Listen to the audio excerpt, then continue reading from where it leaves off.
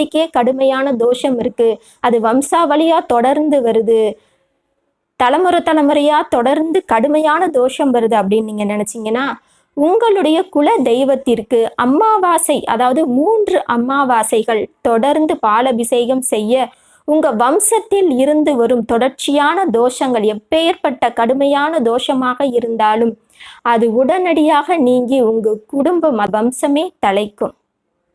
இறைவன் அருளால முடியாதுங்கிறது எதுவுமே இல்லை. அதனால எவ்வளவு பெரிய கஷ்டம் வந்தாலும் துன்பம் வந்தாலும் இறைவனோட நம்பிக்கையை மட்டும் விடாம இறை அருளோட இறை பக்தியோட இறைவனை நீங்க வணங்கும் பொழுது உங்களுக்கு ஏற்பட்டு இருக்கிற அனைத்து கஷ்டங்களும் துன்பங்களும் நீங்கி மகிழ்ச்சியும் வளமும் உங்கள் வாழ்க்கையில் கிடைக்கும்.